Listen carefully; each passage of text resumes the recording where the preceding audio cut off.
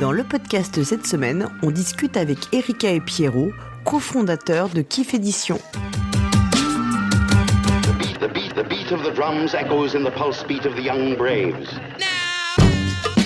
Salut les joueuses, salut les joueurs, je suis Paul Gara. On se retrouve depuis le Festival international des Jeux de Cannes édition 2026. Et pour cette interview, je suis en compagnie non pas d'une invitée, mais de deux invités. Je suis en compagnie de Erika Le Chevalier. Salut Erika. Salut. Et de Pierrot. Salut Pierrot. Salut. Et donc, vous l'avez compris, auditeurs, auditrices, on va parler de Kiff Édition, notamment. Mais bien sûr, on va revenir un petit peu d'abord sur vos parcours respectifs de joueurs et joueuses, comment vous avez découvert le jeu de société. Et après, on verra comment vous avez fait votre métier. Votre métier, votre vie. C'est tout. ça, ouais, c'est un peu ça. Ouais. C'est la totale, en fait. C'est global. C'est global. C'est global. Toi, Erika, tu jouais enfant déjà, en famille Je jouais gamine en famille aux cartes essentiellement. Et puis j'ai aussi joué à la bonne paye, au Cluedo, aux grands classiques qu'on joue dans des familles de pas vraiment joueurs. Et puis plus tard, j'ai découvert le Time's Up, les jeux un peu classiques, le Jungle Speed, ce genre de choses. C'est comme ça que que j'ai commencé à jouer. Et t'étais plutôt joueuse occasionnelle ou c'était plus vraiment une activité importante pour toi ou alors c'était essentiellement pendant les vacances. On avait une maison en Ardèche et on invitait régulièrement des troupes de copains et toutes les soirées finissaient en jeu de société. D'accord. Et après ensuite, est-ce que jeu de rôle ou jamais jeu de rôle ? Non, très peu. Le jeu de rôle, je l'ai découvert en fait avec Pierrot. C'est ça. Mais c'est pas notre. C'est pas notre créneau. C'est pas votre kiff. Non. Elle était facile celle-là. Ouais, mais on va la faire beaucoup. Hein. Ouais, je pense c'est une classique. C'est une classique. Et toi, Pierrot Alors moi, comme je suis né en 75, en fait, je suis d'une autre génération et surtout, j'ai eu la chance de découvrir des jeux très tôt parce que j'ai une grande sœur avec qui je jouais beaucoup aux classiques, Nain jaune, Crapette, etc. Et en fait, j'ai un cousin, on a été éduqués ensemble, donc c'est comme mon petit frère. Et en fait, avec lui, on a eu une appétence et un jour, j'ai découvert une boutique en allant aux Beaux-Arts qui est à Avignon qui s'appelait La Vouivre. Et c'était ces fameuses premières boutiques de jeux de société spécialisés avec du Warhammer, avec de la figurine, du jeu de rôle et tout. Et il y avait des jeux de société. Et moi, j'ai eu une attirance de suite pour les jeux de société, mon petit frère aussi. Et un jour, on a eu notre budget vacances, on avait des sous. Et moi, j'ai acheté Dungeon Quest, donc la première édition. Donc on était en 88, je dirais, 87, 88. Et lui avait acheté Rencontre Cosmique. Et on mettait de côté pour acheter Full Metal Planet, pour Sherlock Holmes, l'édition classeur, etc. Et après, on est tombé dans le jeu de rôle, lui et moi. On a beaucoup joué au jeu de rôle. Au lycée, j'ai continué. Après, j'ai complètement laissé tomber, évidemment, les jeux de société, comme à peu près tout le monde, ouais. Au lycée, à la fac. Ouais. Puisque après, c'était apéro et tarot, coinche, etc. tout le temps. Et j'ai redécouvert le jeu de société dit moderne, avec Jungle Speed, Elixir, plus cette génération-là en 2002, 2003. Et puis je suis vraiment tombé dessus vraiment à fond quant à ce modé, vraiment avec Elixir, avec Camelot. Moi, dès que j'ai vu que c'était des beaux jeux avec Service Compris, illustrés par Franck Dion, tous ces jeux-là, ça m'a fait rêver. Et j'ai commencé à les accumuler, et j'ai plus lâché. Et à ce moment-là, toi, parce que tu sais déjà que tu vas être illustrateur. Enfin, en tout cas, c'est déjà quelque chose que tu. Est-ce que tu peux te projeter dans l'idée? Quand tu es joueur, de te dire j'aimerais bien aussi travailler sur des jeux. Alors, c'est très rigolo. En fait, j'ai voulu faire de la bande dessinée dès mes 13 ans, même plus tôt, je pense, mais à 13 ans, j'ai vraiment verbalisé que je voulais faire de la bande dessinée pour faire des dédicaces. Et de mes 19 ans, 20 ans à mes 30, j'ai essayé de faire des dossiers BD. Donc, j'avais des boulots alimentaires, etc., qui me prenaient beaucoup de temps. J'ai fait 4-5 dossiers BD, j'ai à chaque fois été refusé, ça n'a pas marché, c'était très difficile, c'est un métier qui est très exigeant, j'étais pas assez bon, et surtout, j'avais un métier à côté qui me prenait trop de temps. Et en fait, oui, quand j'ai découvert le jeu de société, j'ai vu, particulièrement à travers les illustrations de Franck Dion, de Julien Delval pour Days of Wonder, ou de François Bruel, qui faisait Camelot, qui faisait Shazam chez lui-même, etc., je me suis dit, mais il y a des trucs de fou à faire dedans, en fait, et c'est en prenant contact avec Bruno Catala, qui m'a fait illustrer une homme sur Whitechapel qui est devenu Mr. Jack plus tard, que du coup j'en ai fait directement mon métier en fait, quasiment instantanément. Dès Mr. Jack, en fait, l'année suivante, en 2006, je fais l'extension plus un deuxième jeu chez Ferty, un jeu chez Jacques Taléa, et après ça s'est enchaîné. Mais je pense que c'est une anecdote, enfin en tout cas une partie de ton histoire qui est assez connue. Enfin, Ouais, comment t'as été à Essen pour la première fois, enfin voilà, avec pour Mr Jack. C'est aussi, et d'ailleurs, enfin, on en reparlera peut-être après, mais il y a toute une exposition pour ce festival qui reprend aussi tout ton travail. Pour les 20 ans, ouais. Et donc à ce moment-là, est-ce que toi tu dis que ça reste c'est quand même du travail ou s'il y a, parce qu'on dit toujours que c'est un peu les métiers passion, mais alors t'arrives à cloisonner encore ça Ah oui, alors en fait, c'est très rigolo. Un jour, on est interviewé avec Mathieu Lessen, qui est connu sous le nom de Annie, l'illustrateur de Jamaïca, d'Animalia, de plein de jeux. On est interviewé par Dr Mops chez Trick Track pour un Cannes, en 2014, je dirais, un truc comme ça. Et Mops, on le connaît bien, c'est un copain, et il nous dit alors, votre métier c'est votre passion. Et tous les deux, Mathieu et moi, mais sans se consulter, on le regarde et on lui fait non, mais c'est pas notre passion, c'est notre travail en fait. Ouais, okay. À partir du moment où j'ai fait Mr Jack, j'ai quasiment instantanément arrêté de dessiner pour le plaisir. C'est-à-dire qu'à partir de là, ça n'a été qu'un travail. C'est un travail passionnant, c'est un travail que j'ai toujours rêvé de faire, c'est un travail pour lequel j'ai travaillé toute ma vie, puisque depuis que j'ai 5-6 ans, je dessine et je rêve de faire ça. Je suis rentré aux Beaux-Arts, j'avais 8 ans, je les ai fait jusqu'à 15 ans, j'ai toujours dessiné, ça a toujours été et j'ai toujours voulu faire ça. Mais à partir du moment où j'ai fait Mr Jack et où j'ai été contacté par d'autres éditeurs, parce que comme ASN, en fait, effectivement, en 2006, j'ai fait des dédicaces, que ça a attiré l'attention vers moi, etc., j'ai enchaîné les contrats et les projets. Et c'est comme ça que j'en ai fait directement un métier en fait. Mais tu gardes cette idée que et c'est plus sain aussi, ça aide parce que c'est important que ça soit un métier, et c'est important que tu le conscientises et que tu le verbalises, et surtout que tu le rendes officiel. Pour défendre tes intérêts aussi. Parce que tu verbalises. Enfin, ce qu'il faut savoir, c'est que quand moi j'arrive dans le jeu de société en 2006. Le jeu de société est particulièrement asmodé. Pourquoi ? Parce qu'ils viennent du jeu de rôle, en fait. Ouais. C'est une économie pour les artistes qui est très particulière. C'est-à-dire qu'on parle de passionnés, on parle de gens qui font ça dans leur garage, qui font ça, qui livrent eux-mêmes les jeux, etc. Et c'est fort compliqué, donc, d'arriver avec une envie de se faire payer, on va dire, à la régulière. Ouais. Parce que si tu veux en vivre, il faut se faire payer à la régulière.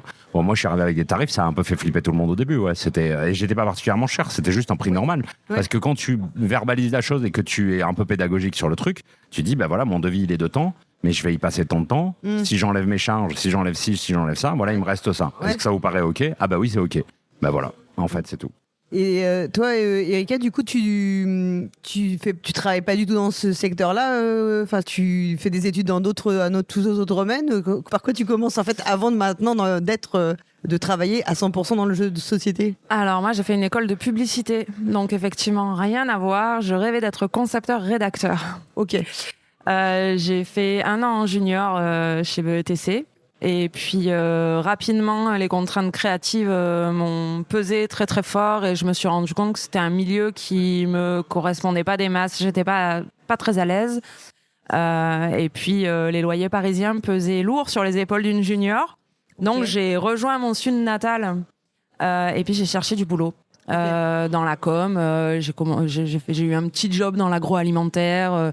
Dans la communication agroalimentaire, et puis j'ai rapidement, au bout de quelques mois, décroché un poste au L'Enfeust Mag, qui était le magazine créé par Christophe Arleston et Mourad Boudjelal, donc de Soleil Productions, et qui prépubliait à la base, ça ne concernait que les bandes dessinées de l'univers de Troyes. Ouais. Et puis petit à petit, ça s'est étendu à tout l'univers Soleil. Et voilà, j'ai bossé comme assistante de rédaction sur ce magazine. Et suite à ça, j'ai monté une collection, je dirigeais une collection chez Soleil avec une binôme qui était du livre enquête. Donc c'était un roman graphique avec des petits éléments matériels disséminés tout au long des pages. Et puis les lecteurs devaient résoudre l'énigme. Donc quelque part, oui, il y avait déjà un aspect il y avait déjà une. Ouais, absolument. Et même, je veux dire, c'est quand même des domaines qui sont, même si c'est pas les mêmes domaines, c'est quand même aussi proche dans l'esprit. Alors le métier est franchement similaire. Ouais. D'ailleurs, c'est pour ça que ça s'est fait assez naturellement de monter la boîte par la suite, mais on en parlera après. Mais oui, c'est des métiers qui sont très proches. Les imprimeurs deviennent des fabricants. Tu savais déjà gérer ces aspects-là, et tu avais déjà les process, et c'était pas une découverte complète. Absolument pas. fabrication, Kika est éditrice. C'est voilà. vraiment son métier. Ouais, Oui, donc en fait, c'est pas comme si tu dis demain, moi demain je veux devenir éditrice, je ne sais pas le faire. Enfin, Non, je n'ai pas. j'avais déjà vraiment toute la base du process. C'était pas un sujet. Et c'est d'ailleurs comme ça qu'on est venu quand on s'est rendu compte que tous les 4, donc avec la team Paris, Gwen et Nico, on s'est rendu compte qu'on avait réuni tous les pôles finalement de compétences à la création d'une maison d'édition. Ouais, parce que donc vous avez monté Kiff Édition en 2018, si je dis pas de bêtises. C'est ça. Donc vous êtes tous les deux avec 2 autres personnes. Donc tu as évoqué les Gwen et Nico. Voilà, Gwen Renaud et Nicolas Normandon. Donc, voilà. Qui eux donc sont à Paris, sont pas géographiquement avec vous, hein, c'est ça. Non. Voilà. Donc vous avez vous avez déjà un des 2 établissements. C'est ça. Bon, la base de Kiff est à Aix-en-Provence. Le siège est à Aix. Le siège est à Aix. Et donc Gwen et Nico sont restés à Paris. En fait, Nico, moi je le connais depuis 2013. En fait, j'ai connu Nicolas Nicolas. Ça me fait bizarre, c'est la première fois que je l'appelle Nicolas. J'ai connu Nico en 2013 et, parce qu'il se ressortait chez Repoprod le jeu City of Horror. Oui. Et il s'avère que Nico, j'étais hyper content de le rencontrer parce qu'il a créé Zombie, la blonde, la brute et le truand, qui était un jeu qui était sorti en 2005 chez Asmodée et qui est un des jeux qui m'a le plus marqué dans ma vie de joueur. C'est-à-dire, c'est le premier jeu où j'ai cherché un truc dans les règles qui était est-ce qu'on peut mentir ? Et c'est un jeu où je me suis dit ah ouais, mais le jeu de société, ça peut être ça. Et c'est un de mes jeux préférés ever, ça reste dans mon top 10. Et j'ai été super heureux de le rencontrer à ce moment-là et on est devenus potes instantanément. On a fait beaucoup de SN et de Cannes ensemble et de festivals parce qu'on se retrouvait tout le temps et que voilà, on discutait et on buvait des coups jusqu'à tard dans la nuit pour refaire le monde. On est devenus très proches et c'est comme ça en fait qu'un jour on s'est retrouvés à Cannes en 2016 ou 2017 je pense. Donc là vous y étiez chacun et chacune pour vos activités. Ouais, en fait nous on était venus avec Kika. Nico m'avait dit bah non cette année Cannes je le fais pas et je fais non mais venez quoi. En fait j'ai trop envie que vous soyez là, ça va être trop cool et tout. Et donc on a pris le même hôtel et on allait le matin, on allait au festival, on récupérait des jeux et on revenait jouer. D'accord. Et voilà, et il nous fait essayer un proto à ce moment-là qui s'appelait TV Show. Et en fait, souvent quand il me faisait essayer un proto, il me disait à ton avis à qui je le montre, etc. Ouais. J'ai pris des rendez-vous et là je lui dis mais en fait Gwen est comptable. Toi, t'es développeur de jeux, Kika est éditrice, moi je suis illustrateur. Vas-y, go, on le fait. Je crois que ça a pris un peu plus de. C'était 2017. C'était en 2017 absolument, mais 2017. Je crois qu'on s'est pas tout de suite. On n'a pas osé verbaliser cette idée. Si, on l'a verbalisé de suite. On s'est regardé, on s'est jaugé, mais je crois qu'on l'a évoqué que en rentrant de Cannes. Ah, peut-être. C'était, inconsciemment vous le saviez, mais le fait de le dire et qu'il y en ait un des 4 qui ose le dire, voilà, de et formaliser. En fait, Gwen et Nico sont devenus des vrais amis au point qu'ils sont les témoins de notre mariage. En fait, Gwen était la témoin de Kika et Nico le mien. On est très proches et c'est vrai que du coup c'est comme ça que ça s'est fait aussi, c'est-à-dire qu'on savait qu'on voulait faire des trucs ensemble et que c'était cool quoi. Du coup aussi quand ça devient un travail. C'est un travail. C'est des amis, vous êtes ensemble dans la vraie vie. Oui. Donc est-ce que c'est aussi des choses où on peut se dire dès qu'on va mettre du travail, aussi d'autres types de relations, est-ce qu'à un moment vous vous dites faut faire aussi attention, faut que les choses soient super claires ou vous savez que de toute façon vous êtes C'est la première fois que je reparle à ma femme depuis une semaine, je la supporte plus à force de travailler avec elle. Elle était pas mal, elle était attendue. Non. Alors en fait, Kika et moi, comme on est habitué à travailler à la maison. Moi, je fais ça depuis longtemps. En fait, de 2010 à 2015, je suis parti bosser à l'atelier Godferdom. C'est là où on s'est rencontrés, donc l'atelier de l'Enfance de Troyes. On a des amis en commun. Moi, je connais le scénariste et le dessinateur de l'Enfance de Troyes depuis les années 90 parce que quand j'ai débarqué à Aix, je travaillais dans une librairie où ils allaient. Et c'est comme ça qu'on s'est connus avec Kika. Et donc, on est habitué à bosser à la maison. C'est vrai que quand le Covid est arrivé, nous, perso, ça n'a strictement rien changé à notre vie. Ouais.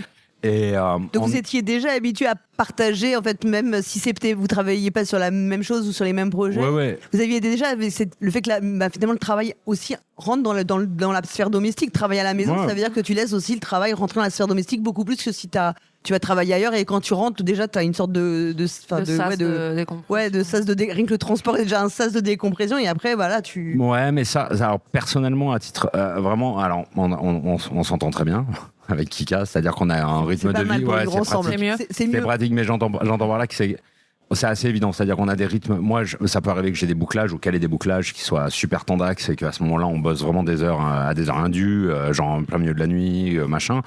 Mais on arrive à bosser, mais on est vraiment dos à dos, hein. C'est-à-dire qu'elle est dans mon dos, je suis dans son dos. Alors le seul truc qu'on fait, c'est quand on a des visios ou des calls, on dit là je fais un call, donc dégage. Et puis voilà. Mais c'est vrai qu'on a un rythme qui arrive à très bien marcher comme ça, et ça nous bouffe pas. Le truc, c'est que c'est vrai que ça reste des travails d'indépendants. Et donc du coup, là on a fait pour la première fois en 8 ans, on a pris une semaine de vacances, c'est-à-dire qu'on a tout décroché de nos mails, de nos téléphones, de nos trucs comme ça. C'était la première fois qu'on faisait ça depuis très très longtemps. Mais globalement, on arrive à gérer notre rythme. C'est-à-dire qu'on arrive à décrocher aussi. On sait qu'on va pouvoir bosser 15 heures dans une journée pour se dire, OK, demain, on est là pour les garçons, ou tu vois, voilà, pour avoir une vie, quoi. Et tu le disais, vous aviez des compétences complémentaires. Ça fait, c'était presque écrit, quoi, que ça puisse se faire. Oui, alors que c'est marrant parce que avant que Nico nous présente TV Show, en revanche, c'était même pas un sujet. On n'y avait même pas envisagé. On l'avait même pas envisagé. Mais ça avait même pas été, on n'avait même pas échangé là-dessus. Donc c'est le jeu qui a été. C'est ce jeu-là, qui vous plaisait à vous aussi. Et qui finalement, on a passé une soirée à éclater de rire. Ouais. Et ça a généré je sais pas, on s'est senti galvanisés et puis d'un coup, dans nos têtes, on s'est tous dit, venez, on devient éditeur. Donc ça a été le déclencheur de l'évidence, en fait, c'était faisable. Et l'idée, c'était, on se lance, on a les compétences de base pour y aller. On connaît suffisamment de monde dans le milieu, en tout cas à l'époque, Pierrot et Nico, parce que c'est vrai que Gwen et moi, on était plus là en tant que +1, quoi. Mais on s'est dit, c'est un one-shot, si ça fourre, c'est pas grave, on décroche, on a tous des jobs, tout va bien. Ça a fourré. Et on a continué. Non, ça a fourré. Le premier jeu a pas marché. Le show a fourré, mais ça reste un il a pas marché. jeu. C'est juste qu'on a fait plein d'erreurs. On a appris beaucoup. Et c'est vrai que Foufoufou, on a enchaîné avec Foufoufou de Théo et Corentin, enfin Théo Rédière et Corentin Lebras. Et oui, on s'est dit, mais non, si on peut y arriver en fait. C'est pas juste qu'on est nul, c'est juste on a foiré des trucs pour TV Show, c'est évident. Ouais. Et après, tu apprends et puis après tu refais d'autres erreurs, hein, c'est toujours pareil. Mais c'est comme ça que tu apprends. Ouais. Puis surtout, tu apprends à aller sur le terrain, à approcher les professionnels, les boutiques notamment qui sont en ligne de front avec le public joueur, l'équipe commerciale de ton distributeur. Tu apprends. Ouais. Tu apprends à connaître gérer les la gens. Production, si j'imagine. La relation avec la production, c'est pas ça, Ouais, ça bizarrement, je crois que c'est quand même un truc qu'on a. Ton passif d'éditrice et de. Tu appelles la production. Ouais. La fabrication, la fab, les usines. Ça a jamais été trop gros souci en fait. Ouais, ça c'est un terrain que je connaissais un petit peu. Ouais. Et effectivement, il y avait plein de nouveaux aspects. Hein. Effectivement, le terrain était pas ultra connu. Malgré tout, comme je te disais tout à l'heure, j'avais le process de base. Et puis, juste j'apprenais à connaître de nouveaux matériaux et puis des nouveaux façonnages et puis un nouveau jargon aussi. Mais ça a jamais été. On a été aussi bien entourés quand même parce qu'il y a Benoît Forger par exemple nous a beaucoup aidé. C'était moi ça fait aujourd'hui ça fait 20 ans que je suis dans le milieu. Oui, vous aviez quand même des contacts aussi qui étaient capables de. On avait plein de copains éditeurs qui nous disaient mais non mais ça il faut pas faire comme ça. Alors Benoît Forger nous a apporté pas mal de conseils et puis mis pas mal de warnings. Le premier truc je crois où vraiment on a galéré ça a été le transport je crois. Le transport. Ouais. Le premier transport venant de Chine. Ouais. Là, la Kika, elle s'est vraiment retrouvée face à un truc où on s'est dit ah ouais quand même ça va être tendax. Alors ça c'est un aspect que j'avais jamais géré par contre. Ouais. Parce que les imprimeurs, quand tu travaillais dans le secteur plutôt j'ai bossé avec la Chine, avec l'Inde, mais par contre je n'ai jamais géré le transport maritime. Ouais. Ça n'est jamais arrivé. C'était pas mon métier parce que ça c'est vraiment à part. C'est pas parce que tu gères la fab que tu gères le transport. C'est quoi qui est particulièrement. Alors tu t'attendais pas. Un langage déjà. Les incoterms, effectivement, tout ce qui est le jargon lié au maritime, tout ce qui est process, les documents à fournir, tout ce qui est administratif qui va autour. Tous les safety tests. Alors ça peut faire partie effectivement de la fabrication côté BD, mais c'est vrai que l'inconvénient aussi, c'est que j'ai bossé dans des grosses structures et que du coup là on se retrouvait à travailler de façon un peu artisanale et que tout le monde devait prendre une énorme charge de travail et puis prendre une multicasquette. Dans une grosse structure, Voilà. souvent les postes sont beaucoup plus. Enfin, il y a des. Il y a des départements. Voilà, il y a pour des ça, quoi. départements et Absolument. tu as des tâches à faire alors que dans les petites structures, souvent tu es obligé d'être C'est très ça. polyvalent C'est et ça. puis Tu parfois sais- il faut faire. Tout à fait. Et tu sais pas, tu ouvres la porte du bureau d'à côté et puis tu dis comment on fait ça et puis la personne sait t'expliquer. Alors que là, tu te retrouves un peu face à toi-même et tu dis bon, qui j'appelle? Mais je me rappelle je dérange je me rappelle vraiment de ce premier contact avec le transport. Là, Kika m'a dit, mais ça va être un enfer. Ça l'a été. Hein. Le premier, je Ça crois. l'est toujours un peu. Hein. Ouais, C'est ouais. vraiment un aspect du métier pour le coup Qui est pas que drôle. j'apprécie pas Ouais, des surtout masses. depuis le Covid, ça a vraiment pris une dimension Oui, particulière. je pense que ça a aussi changé un peu la Ouais. donne Clairement. et donc là, fou, là vous avez le succès. Oui, en fait, alors, oui, ça a été fou. Enfin, ça a été fou, incroyable. Incroyable. On va en faire, c'est un festival. Fou, ça a marché très très vite, très très fort. Et heureusement, celui-ci, on le faisait en Pologne, en fait, parce que je crois que le premier tirage est parti en 3 jours. Du coup, on a refait un qui est arrivé 2 semaines après, qui est à nouveau parti en 3 jours. On a dit, là, il faut grossir. Donc, on a grossi et on a fait 3 tirages d'affilée, je crois, un truc comme ça. C'était assez fou, il me semble, au début. Ouais, c'est allé très vite. Ouais. C'est allé très vite. Après, oui, c'est. En fait, je sais même plus comment c'était pas un succès fulgurant, mais en fait, on avait l'habitude de gérer des toutes petites quantités, et puis d'un coup, il fallait reprinter une semaine. Enfin, le jeu était même pas sorti, qu'il fallait déjà reprinter parce que ça partait en boutique. Mais Il faut jouer aussi le jeu de la communication. C'était quelque chose de. Toi, tu devais quand même, Erika, toute la partie com, Oui, tout ça, c'est sauf des choses que tu connaissais déjà un petit peu. oui, mais pour ça, il faut quand même, il faut déjà déployer les différents canaux de communication. Ouais. Et nous, avec nos petites pages sur les réseaux, on n'avait pas du tout encore la communauté. Et puis, c'est pareil, il faut se créer le carnet d'adresses. Ouais. Il faut se créer les contacts. Ouais, parce qu'il faut vraiment prendre en compte qu'il y a eu un switch énorme dans le milieu du jeu de société, je pense que beaucoup de gens connaissent, mais qu'il ne faut pas oublier. C'est que nous, quand on est arrivé en 2018, donc notre premier jeu sort en 2019, c'est plus ou moins la dernière année de Fall et Trick Track. Et moi, depuis 2006, quand tu es dans le milieu du jeu, si tu veux sortir un jeu, si tu veux poster une news, si tu veux faire ton actualité, tu envoyais à Trick Track, tu pouvais même le faire toi-même, et tu touchais 90% de ton public. Oui. Le canal de communication Le était canal- évident, Alors, balisé. Balisé et surtout admis par tout le monde. Alors ça faisait râler plein de gens qui aient cette espèce de monopole, etc. Mais il faut être franc, pour les distributeurs, les éditeurs, les auteurs, les facile. illustrateurs, c'était d'une aisance mais incroyable. Quand ça disparaît ou que ça se modifie assez pour que et puis surtout que les réseaux sociaux apparaissent plus, etc., prennent plus de place, ça a tout changé. Et là, par contre, là, on est tombé dedans. Ouais. Là, il fallait vraiment il faut vraiment changer ta communication. Tu sais que tu vas plus toucher tout le monde. Il va falloir que tu ailles vers des gens, Faire des choix aussi. Ouais, des choix vers des créateurs de contenu, vers des blogs, ça démultiplie considérablement tous tes efforts que tu dois faire pour communiquer. Ouais. Et ça, c'est. Vous faites aussi de la communication, toute votre com, il y a la com que tu fais toi-même directement, et après, il y a effectivement le fait de trouver les bonnes personnes qui vont relayer, en fait, les ça. jeux. Après, ça, c'est communément ce qu'on appelle les relations publiques aussi, c'est-à-dire venir sur le terrain, sur les festivals, faire connaissance avec les gens et créer du lien comme ça. C'est quelque chose qui se fait assez naturellement, par contre, ça prend du temps.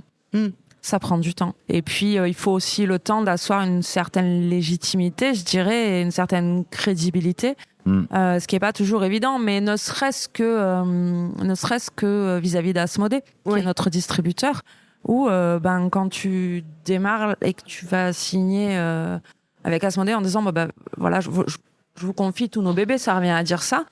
C'est pareil, il faut du temps pour connaître les gens, pour créer une relation de confiance, pour essayer de comprendre qui attend quoi.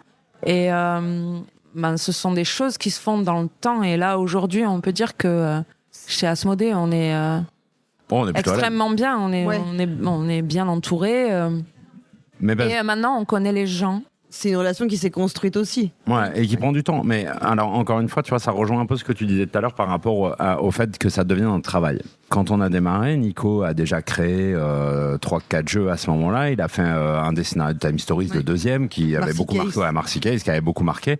Moi, j'avais quand même J'adore.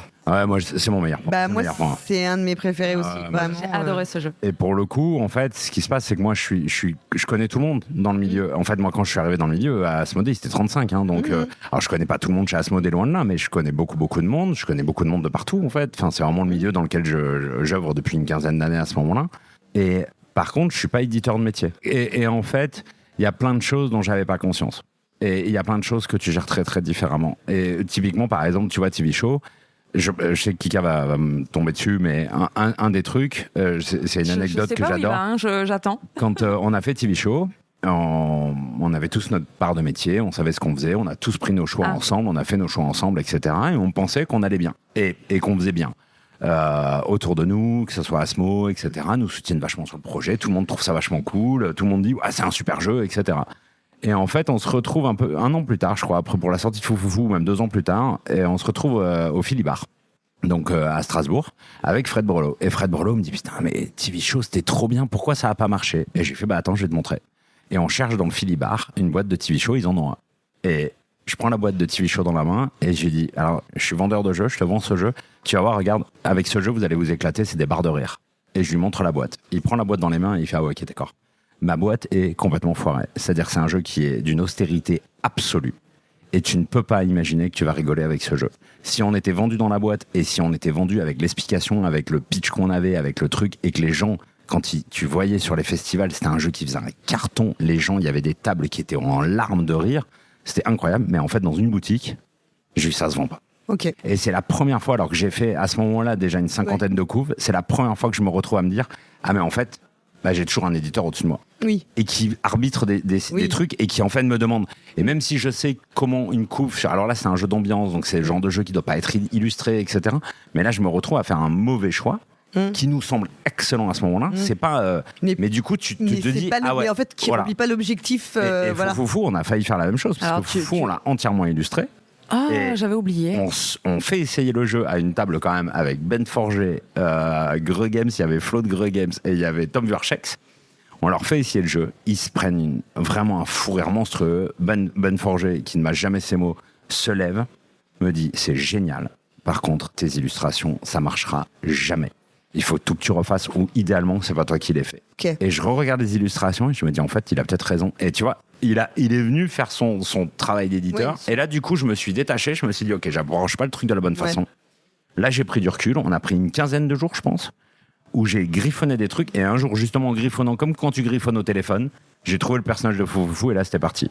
Et là, je me suis dit, ok, c'est ça qu'il nous faut pour ce jeu. Mais du coup, là, tu apprends un vrai métier. Et des fois, sur certaines expériences, c'est dans la douleur. C'est-à-dire qu'il y a des fois, tu te prends un mur dans la tronche, ton jeu marche pas alors que tu étais persuadé qu'il était bon, tu vois.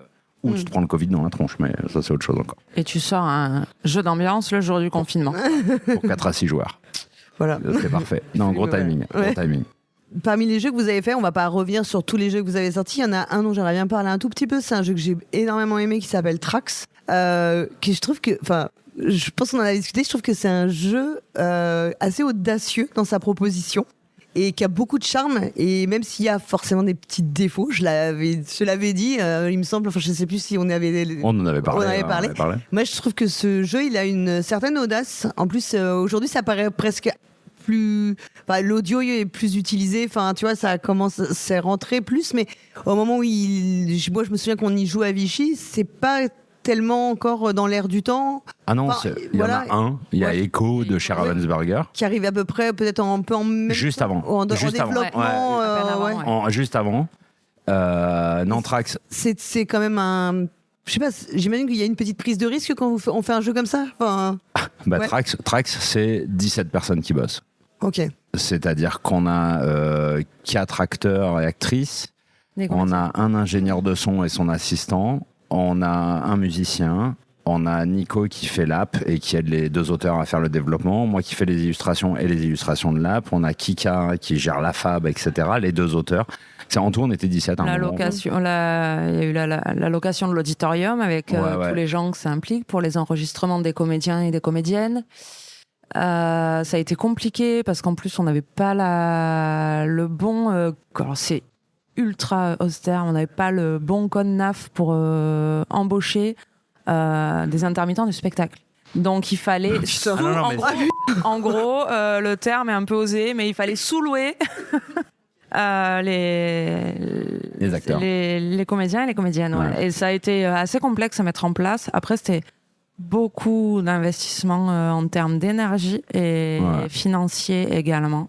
C'est un gros billet qui a été mis sur la table. C'est une prod qui du coup implique tellement de personnes qu'il faut rémunérer, évidemment, à juste titre. Et ça a été... C'est un travail qui s'est pas fait sans douleur. Ouais. Non, ça a été un travail qu'on a fait très vite.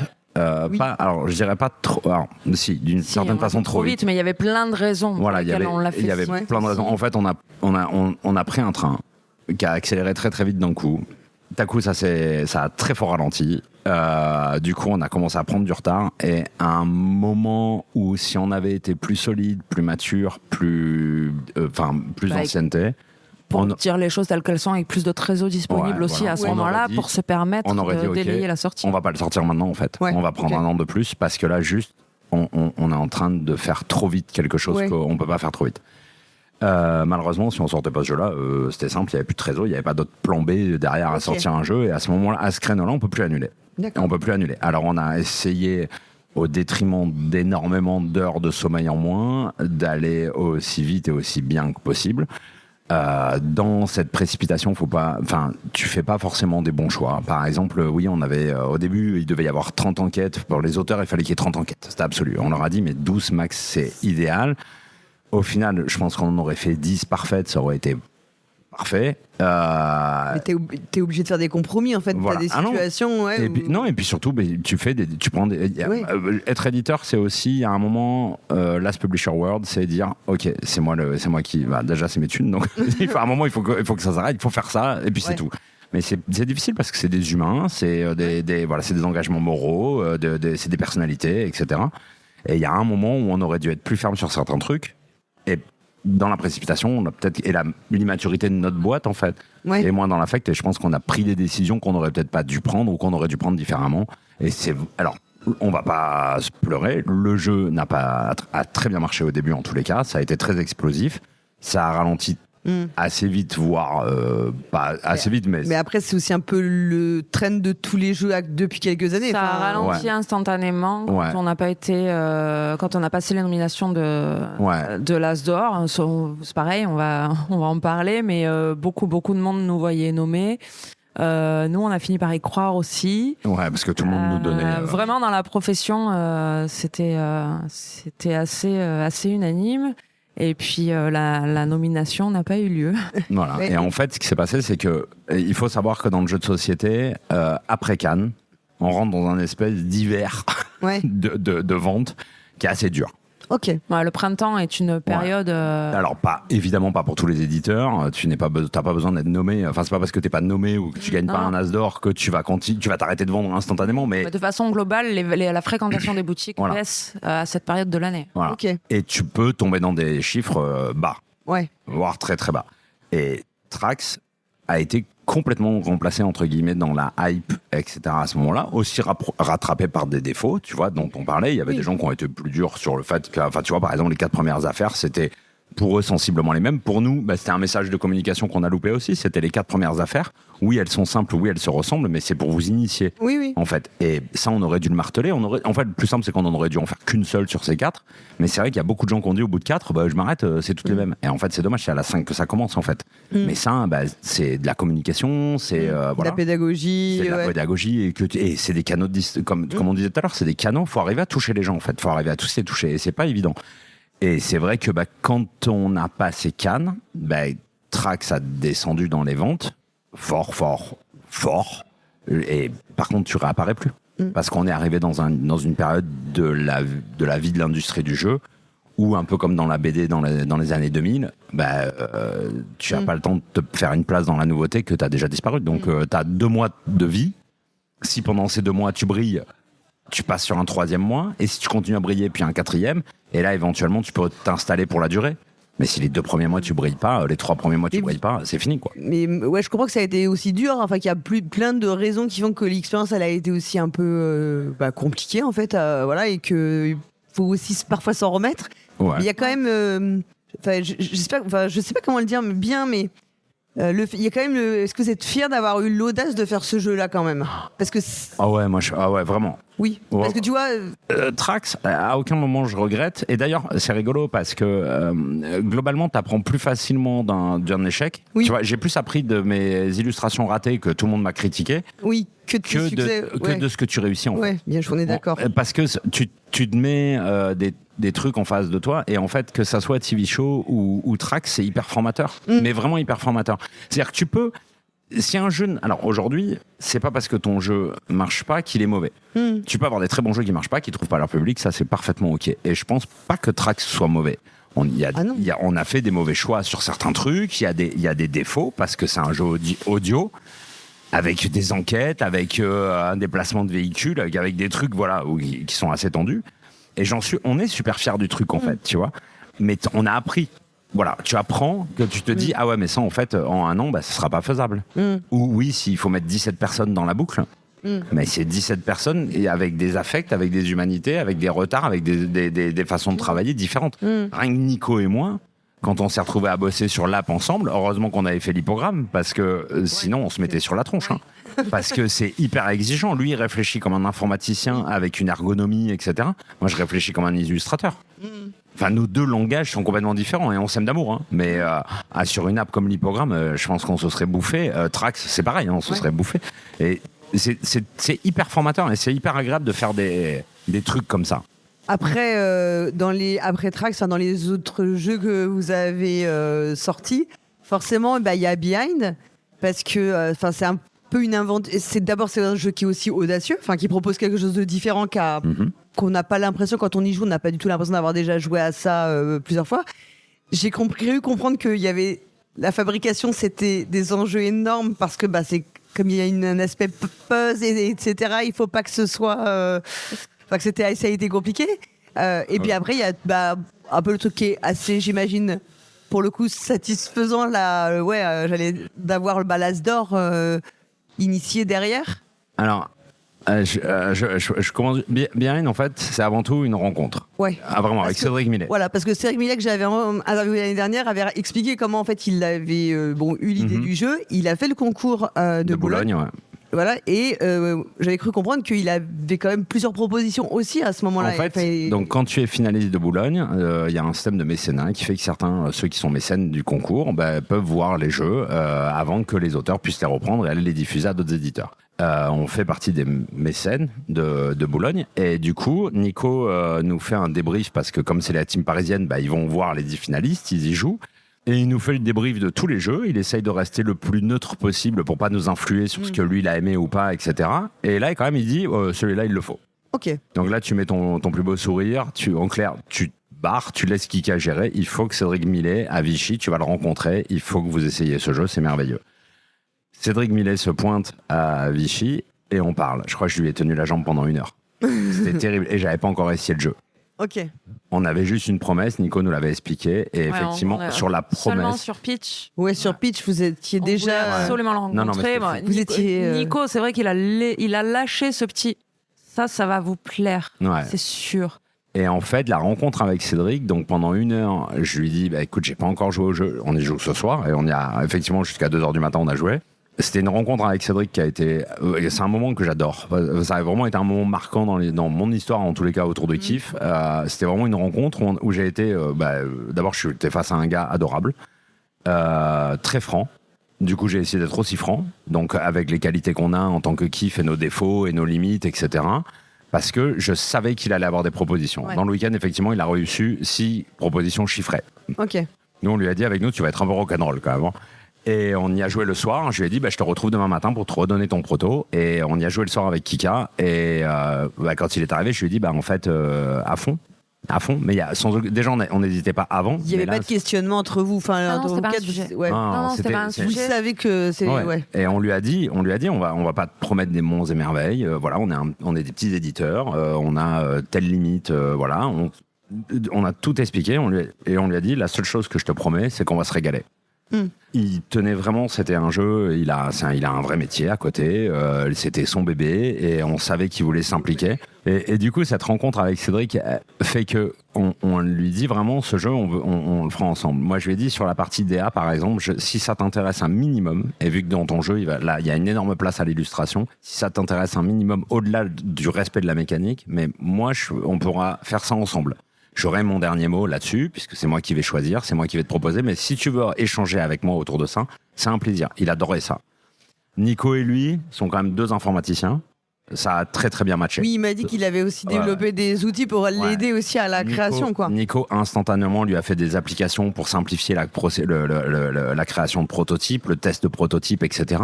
Et de suite, il y a eu une réponse entre les deux qui était folle. Et quand il a choisi de le faire avec nous, c'est vraiment un pari. Ouais. C'est-à-dire que, et c'est vraiment, je pense, ça c'est, et je remercierai toujours Cédric pour ça, et je l'adore, et vraiment, on s'est devenu un ami depuis. C'est un gars qui a dit, ok, ben, j'ai envie de faire ce voyage avec vous. Il avait des propositions, je pense, en termes de chiffres et de potentiel plus élevés que les nôtres. Hein. On va être complètement transparent. Mais il a vraiment choisi un côté un petit peu humain et se dire, on va faire un truc ensemble. Ouais. Peut-être aussi parce que forcément, il pense que son jeu va être peut-être plus, s'il y a une rencontre humaine et tout, tu sais que ton jeu va peut-être être plus porté. Ouais. Qu'il a plus aussi, tu sens l'importance que la personne quand t'es en face, elle y met aussi, quoi. Ouais, on sort 2 titres par an et effectivement, il savait que du coup, on allait y mettre absolument toute la priorité sur tous les aspects. Et il savait aussi, parce que ça faisait partie de notre discours et de nos promesses, qu'il ne quitterait jamais la boucle de dev, de la DA, qu'il resterait impliqué. S'il le souhaitait, il restait impliqué dans tous ces aspects-là. Il ne serait pas dépossédé, en fait, parce que je pense que parfois, certains auteurs ou autrices peuvent avoir l'impression d'être un peu dépossédés. C'est très possible. Nous, on fonctionne pas en fait, d'être moins de pas être consulté sur certains trucs. Et je peux comprendre que ce soit pas toujours facile, parce que tu as mis beaucoup toi-même. Donc là, peut-être qu'il avait aussi ce que tu dis, la promesse d'être toujours associé, en tout cas, à la création du jeu. Et je pense qu'il y a aussi le risque d'être sorti de ce type de jeu. Behind, c'est un jeu qui est très spécifique avec des mécaniques qui sont ultra calibrées, dont quelque part lui seul a le secret. Et je pense que lâcher ça à 100%, c'est quelque chose qui est risqué et qui ouvre des possibilités d'erreur dans la traduction de ces mécaniques, dans l'interprétation de ces mécaniques. Je pense que c'est... Et ce qui est très rigolo, c'est que l'idylle a commencé comme ça. Donc cette rencontre, on commence à bosser sur le truc, on a les outils, Nico fait les outils, on trouve les illustratrices et les illustrateurs, tout grimpe, c'est génial. Et l'idylle s'arrête instantanément quand on contacte Alexis, donc le graphiste qui nous aide à créer nos fichiers pour envoyer à la fabrication, qui nous dit « Ah mais on peut pas faire le jeu ». Ah bon ? Ah ouais, carrément. Ah mais en fait, et Maud Chalmel, je lui dis « Je vais te sortir d'un call avec Alexis, il m'a tué le moral ». Maud, elle me fait avec sa petite voix « Ah mais je te l'avais dit que ça allait être la merde hein. ». Et en fait, Alexis nous explique par A plus B que techniquement, ce jeu ne peut pas être fabriqué. Parce que, en fait, il y a des règles dans la découpe de punch. Alors déjà, ce qu'il faut voir, c'est que c'est un jeu où il y a des punchages manuels mis dans des boîtes. En plus, au début, on était un peu exigeant. Dans un sens bien particulier, les tuiles devaient être face ouverte. Face recto. Oui, donc, parce que les punchs, c'est un coup. Si ça doit être des punchés à l'avance, c'est un coup tu rajoutes. Si c'est placé dans les boîtes à la main, c'est encore voilà. Et là, c'est 3 spots différents, 3 punch à dépuncher. Il faut pas se louper parce qu'en fait, c'est vrai que si il y a une erreur, ça ruine ton expérience de jeu. Mais du coup, en fait, ce qui se passe, c'est surtout que le vrai problème, parce que ça, on voyait l'idée du coup. Et alors surtout, ce qu'il faut voir, c'est que quand tu produis un jeu, plus tu fais d'exemplaires, plus le prix à l'unité est faible. Oui. Pas pour Behind. Parce que le matos est moins cher, donc tu gagnes un tout petit peu sur le carton. Mais par contre, l'humain, tu le fais pas moins cher. C'est incompressible. En fait, c'est un coût incompressible. Ah oui, c'est un coût complètement incompressible. Donc, qu'on en fasse 300 000 ou 50 000, c'est entre vrai, c'est plutôt pareil. Je crois que tu disais, donner aussi l'anecdote, il faut pas que ça bouge. Parce que si ça bouge, tout ton truc est foutu, quoi. C'est ça le truc. C'est-à-dire que Alexis me montre, parce que c'est vraiment une technique très particulière. Enfin, il doit quand la tuile en haut à gauche, l'illustration qui est derrière est en haut à droite du tableau. Ouais. Donc en fait, si on regarde le recto d'un tableau qui n'est pas dépunché et son verso, l'image du verso est complètement inversée par colonne. Il faut savoir que si on a un cadre, si la lame qui vient couper le punch, si elle se décale de 1 mm, il faut que tout ce qui se décale va être décalé dans le même sens. Oui. Donc si par exemple on a un cadre qui tombe bord à bord sur le bord d'une tuile, il faut qu'il y ait de la matière pour que ça soit tout coupé pareil, sinon on casse le jeu en fait. Et donc ça, quand on a commencé à réfléchir à comment faire, Alexis m'a dit mais c'est un challenge de fou, et effectivement c'est un challenge de fou. On a dû faire promettre, alors il y a une règle tacite en fabrication, c'est 3 mm de bleed. Le bleed c'est la marge.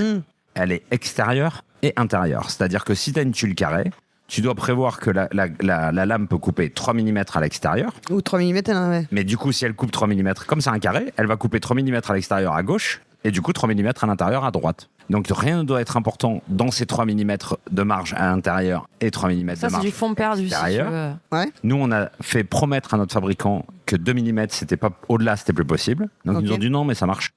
Là, Alexis, on lui a retourné le cerveau parce qu'il me dit ça fait 20 ans que je fais ce métier, on m'a toujours dit que 3 mm c'était incompressible, donc ok. Cédric Millet qui travaille dans l'automobile, qui est dans j'ai travaillé chez Renault. Il a dit nous on est au micron près. Ouais, bah là t'es pas. Voilà, c'est bon, arrête de râler. Moi, je vais le faire, le jeu. Voilà, lui il voulait l'envoyer carrément dans les fabrications de voitures, quoi.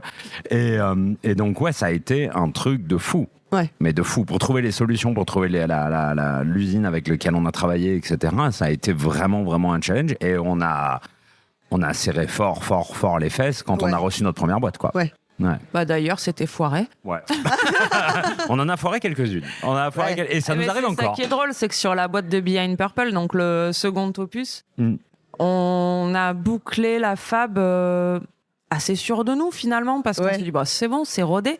On a reçu la pré-prod et c'était foiré. Et ça retourne le cerveau. Hein. Il suffit de la moindre erreur, moindre. Et c'est pour ça qu'aujourd'hui, c'est un jeu qui est compliqué aussi pour l'export. C'est parce que, en règle générale, quand tu exportes ton jeu, tu confies le bébé. Et toi, à la limite, tu vas fabriquer pour eux, etc. Mais tu vas passer la commande et ils se débrouillent avec leurs fichiers. Là, le problème, c'est qu'on leur envoie les fichiers.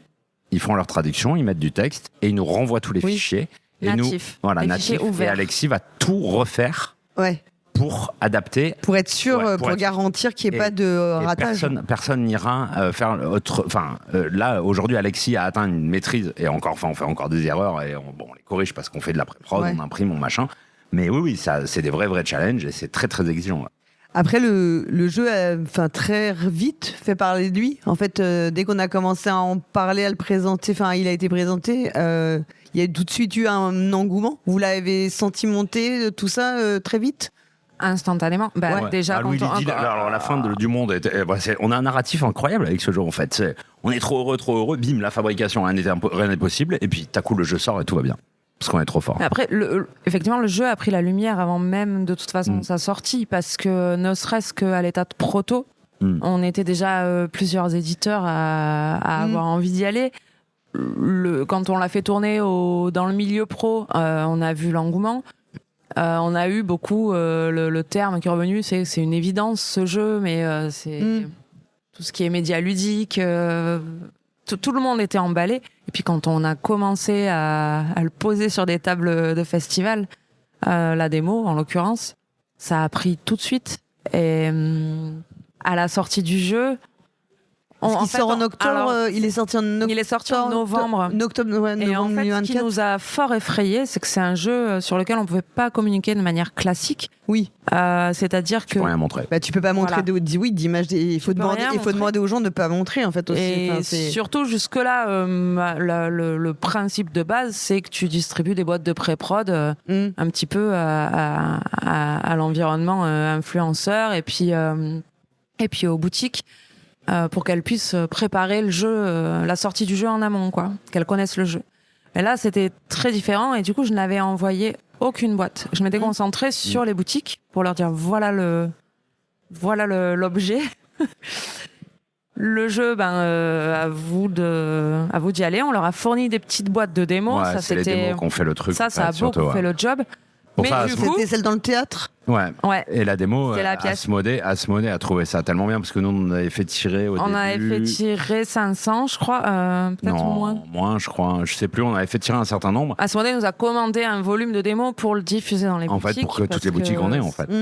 Parce qu'ils ont Et c'était compris que notre- c'était un outil en fait de fou, C'était et les notre boutiques objectif nous de en base. reparlent, nous ont dit de toute façon heureusement qu'il y a eu cette démo parce que Oui. le concept est quand même assez novateur, et même si tu peux le montrer à tes clients, tu prends un bout de comptoir, tu fais assembler les tuiles et ça marche instantanément. La démo a été vraiment un des trucs qui a fait que le jeu a bien décollé. Ouais. C'est ça. Et je me rappelle qu'on a flippé 15 jours avant la sortie parce que ça n'arrivait jamais, mais 15 jours avant la sortie, personne ne parlait de Behind sur les Ouais. réseaux. Personne. Parce qu'en fait, le jeu avait été découvert Oui, en amont. En amont. Et comme on n'avait distribué aucune boîte, Oui. du coup, la hype, entre guillemets, s'est un peu éteinte à ce moment-là.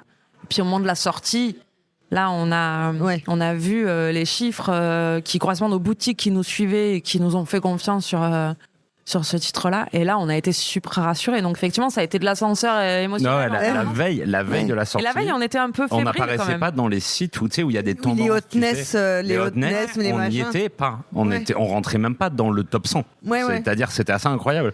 Je pense, et à Kika, je lui dis, on a fait des choix de dire, allez, on communique avec les boutiques et après, on ira voir les créateurs de contenu, les trucs comme ça, quand le jeu sera sorti. Mais peut-être que c'était un choix pas très audacieux. Le lendemain, si, Trop on a été audacieux. rassurés, ça a été très cool. Le démarrage a été très Et rapide. est-ce que là aussi tout le monde vous dit pour l'Asdor c'est Ouais, jouable. alors, Et vous, échaudé, vous êtes dit ouh là là, je veux pas écouter ça. Alors, je Non. crois que je suis la seule de l'équipe, en fait, à y avoir cru jusqu'au jour de la nomination. ouais, à la On y croyait tous les on y quatre. croyait tous. Parce On avait qu'on- très, très envie, ouais, on déjà. avait très très envie, mais On y croyait tous les quatre, mais petit à petit, quand on a vu les titres qui risquaient d'arriver en face de nous, ouais, et puis c'était une année folle en fait. voilà. Ça fait 3-4 ans où, je sais pas comment ils font les membres du jury en vrai, pour en sortir 12, c'est impossible. Enfin, je veux dire, là, cette année, tu vois, typiquement, tu enlevais les 3 nominés par catégorie, t'en mettais 3 autres. Ça marchait aussi en fait. Ouais. Oui, l'année de Behind, c'était pareil. Enfin, je veux dire, il y avait des jeux de fous et voilà. Donc oui, on avait envie d'y croire.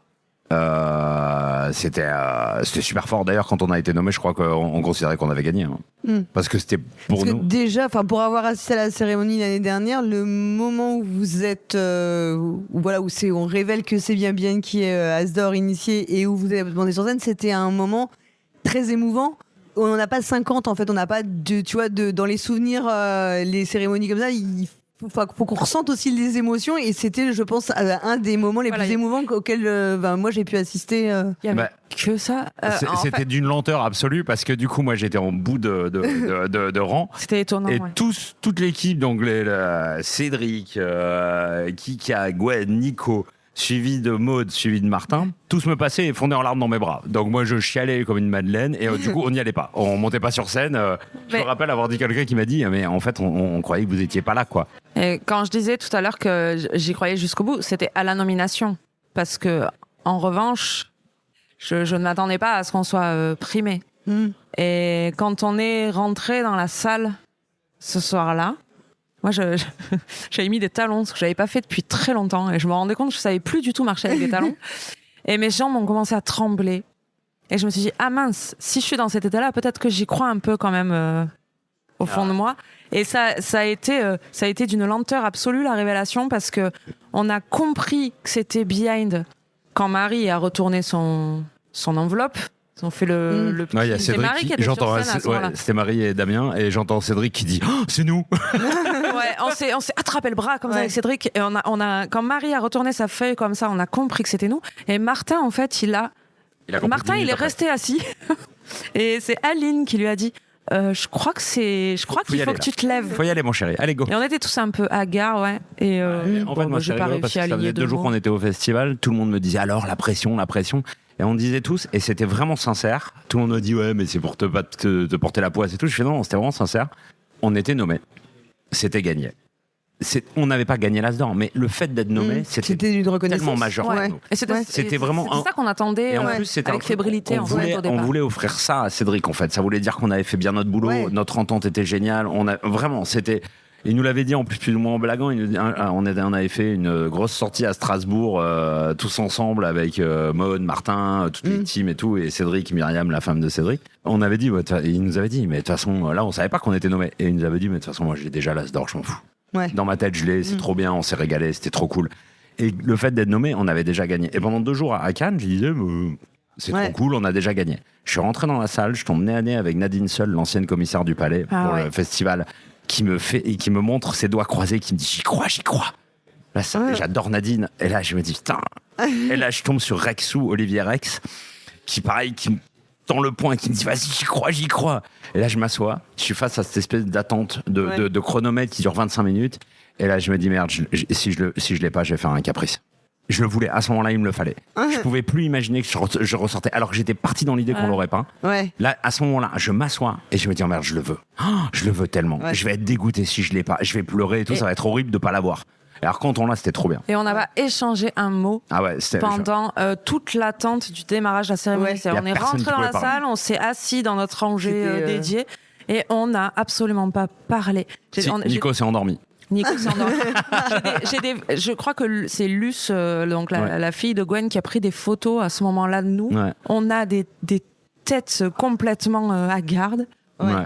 Et je me souviens très bien du regard de Rexou aussi, qui était un peu derrière nous sur la gauche. Et je me souviens de l'expression sur son visage d'encouragement. Et ça m'avait fait mal parce que je m'étais dit, ah mince, mais c'est cool, il y a des gens qui croient avec nous. Et c'était un moment super. Pas une déception. Et ce qui est très rigolo, c'est que tu sais que ça peut avoir un impact, mais tu t'en fous en fait. C'est juste à un moment, tu dis, tu en rêves entre la nomination et le moment où tu arrives à la soirée, il y a un mois quand même, quasiment qui se passe. Et il y a pendant un mois où tu prends ta douche. C'est la douche Asdor, quoi. Tu réfléchis, tu révises ton speech et tout.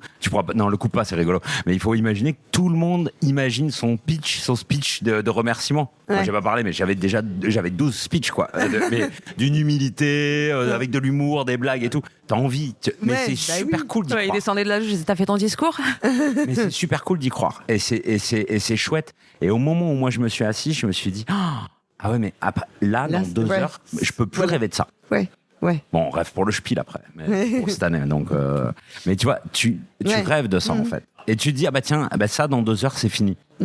Et t'es un petit peu triste et ça te met de la pression. Et quand tu l'as, c'est trop cool. Après, tu flottes sur un petit nuage pendant 15 jours. Du coup, il y a eu un autre behind qui est sorti. Et là, vous avez fait aussi le jeu du festival. Oui. Donc, c'est un behind spécial Gold, c'est ça? Oui, le Gold. Ouais. Et dans vos projets à venir, vous allez continuer, vous avez envie de continuer la gamme? Alors, c'est la boîte 3 est en cours, quasiment bouclée. Ouais, les 2 tiers illustrés. Mais est-ce que vous êtes déjà sur la 4? Ouais. On est déjà sur la 4e, ouais. Et puis on a dans le développement logique de la gamme, on prépare une version shot. Donc Behind Shot, ce sera un tableau unique, une petite boîte de Behind avec un tableau, pas un mini tableau, un tableau complet, 68, le format classique. Avec un niveau de difficulté associé, ce qui permettra aux aficionados de savoir où ils vont, de savoir sur quel type de logique ils vont, enfin, en tout cas sur quel type de difficulté. Et c'est prévu pour juin de cette année, avec une seconde petite boîte qui arrive en octobre, à l'automne. Ok. Donc l'idée, c'est de sortir comme ça régulièrement, aussi pour que le jeu existe temporellement tout le temps. Voilà. L'idée, c'est d'instiller une petite dose de Behind entre 2 grosses boîtes. Entre le Behind et le Behind Purple qui a été très bien accueilli, et même c'est rigolo, on a des gens qui nous disent j'ai vachement préféré la boîte Purple, ou alors j'aurais préféré commencer par la boîte Purple, etc. Mais il y a des gens qui sont arrivés à la boîte originale via le Purple aussi. D'accord.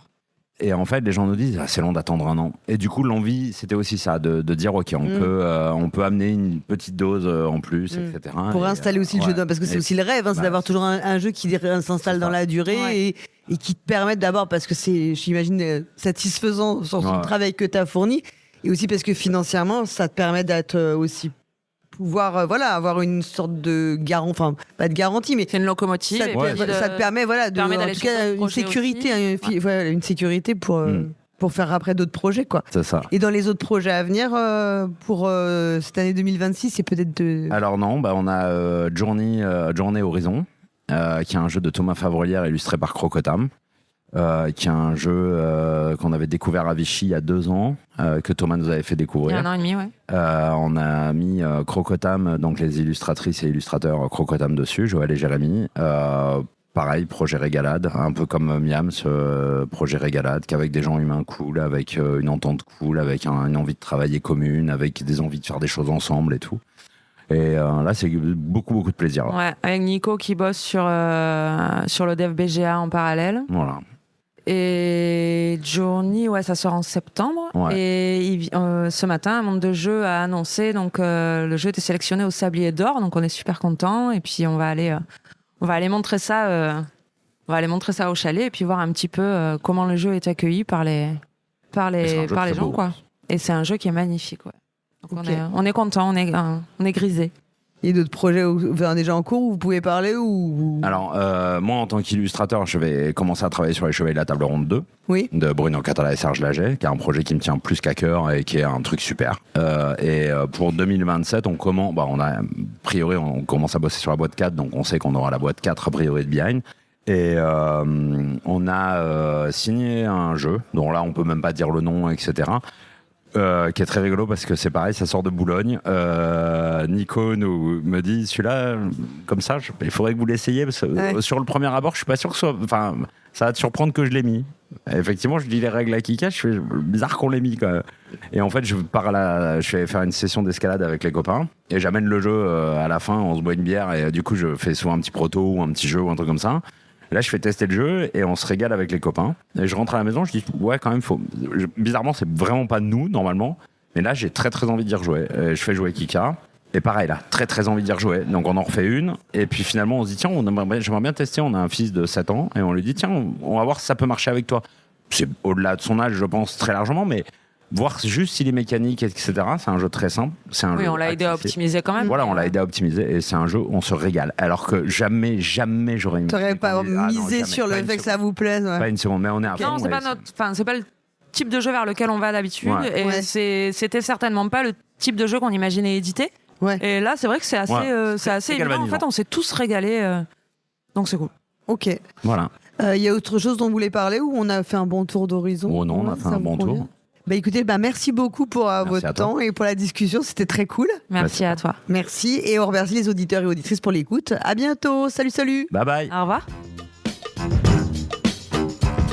Cette interview, enregistrée en présentiel à Cannes le 26 février 2026, est produite par Paul Gara et Hammer.